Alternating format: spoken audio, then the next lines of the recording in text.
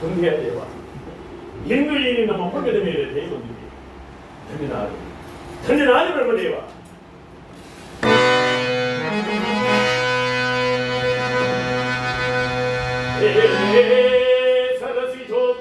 ಸರಸಿಜಾಸನ ಸರಸನಿಯಕರನೆ ಬ್ರಹ್ಮನೇ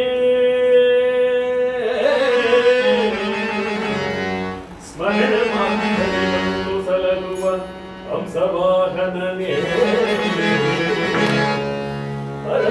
ಪರಮಕರುಣಾಮೂರ್ತಿ ನಿಮ್ಮೀ ಚರಣ ಕಮಲದಿ ಶಿರವನಿರುತ್ತಲೇ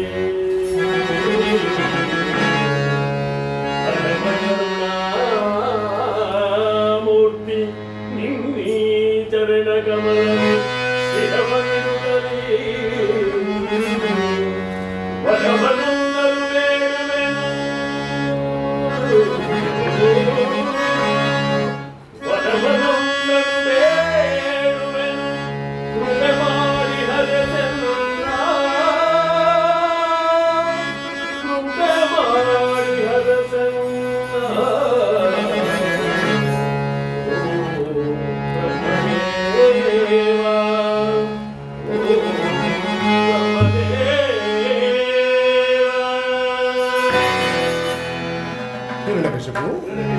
ನಿನ್ನ ಅಪೇಕ್ಷೆ ದೇವ, ನನ್ನ ಅಪೇಕ್ಷೆ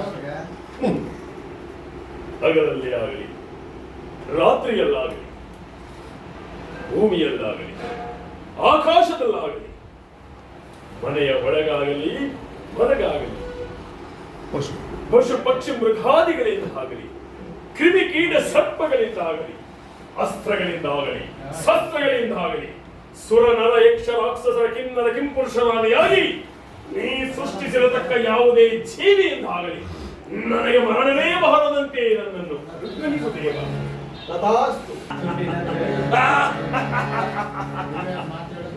ಇನ್ನು ನನಗೆ ಸಮನಾದ ಈ ಚತುರ್ದಶ ಭುವನಗಳಲ್ಲಿ ನನಗೆ ಸರಿಸಾಟಿಯಾಗಿ ನಿಲ್ಲಬಲ್ಲ ವೀರನು ಧೀರನು ಈ ತ್ರಿಭುವನದಲ್ಲಿ ಅವನಿರುವನು.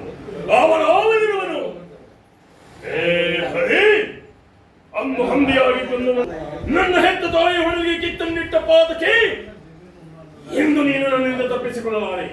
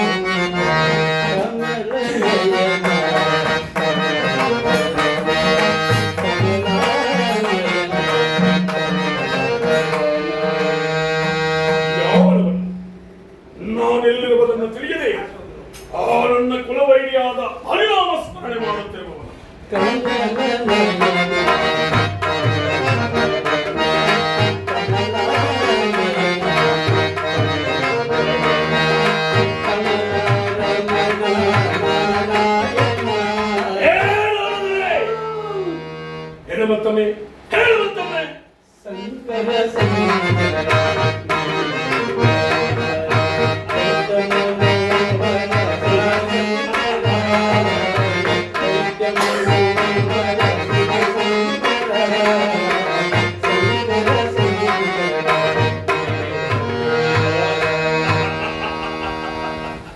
ಈ ಪಡೆದೋಗಿ ನಾರದ ನಮ್ಮ ಹೋರ್ಪಟವನ್ನು ನೋಡಿ ಕೇಳಿ ಆದರೆ ಹಲ್ಲಾಡಿ ಬೆದರಿ ಬೆಂಡಾಗಿ ಹೋದ.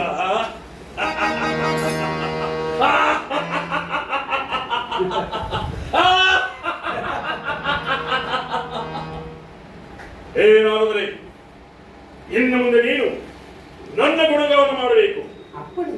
ಲೋಕ ಲೋಕಗಳಲ್ಲಿ ನನ್ನ ಪ್ರತಾಪವನ್ನು ಪ್ರಚಾರ ಮಾಡಬೇಕು. ನನ್ನನ್ನೇ ಧ್ಯಾನಿಸಬೇಕು. ಗೊತ್ತಾಯಿತು. ಇನ್ನೊಮ್ಮೆ ಆ ಹರಿನಾಮ ಸ್ಮರಣೆ ಮಾಡಿದ್ದೆ ಆದರೆ ನಿನ್ನ ತಮ್ಮೂರ ಬುಡೆ ತಲೆಬುರುಡೆ ಹಾರಿ ಹೋಗಿತ್ತು. ಅಲ್ಲಿಗೆ ಕತೆ ಮುಗಿಯಿತು. ಯಾರ ಕತೆ? ದುಷ್ಟರ ಕತೆ. ಹಿರಣ್ಯಕಶಿಪು, ನಿನಗೊಂದು ಸಂತೋಷದ ಸುದ್ದಿ. ಏನದು? ನಿನ್ನ ಪತ್ನಿ ಯಾರು ನನ್ನ ಆಶ್ರಮದಲ್ಲಿ ಗಂಡು ಮಗುವಿಗೆ ಜನ್ಮತ್ತಿದ್ದಾಳೆ. ಗಂಡು ಮಗುವಿಗೆ ಜನನ? ಗಂಡು ಮಗುವಿಗೆ ಜನನ? ನಾರದರೆ ಈ ಸಂತೋಷ ಸಮಯದಲ್ಲಿ ಯಾವುದಾದರೂ ವರ ಕೇಳಿ ಕೊಡಬೇಕು. ನೀನು ನನ್ನೊಡನೆ ಬಂದರೆ ಅದೇ ನೀನು ನನಗೆ ಕೊಡುವಂತವರ.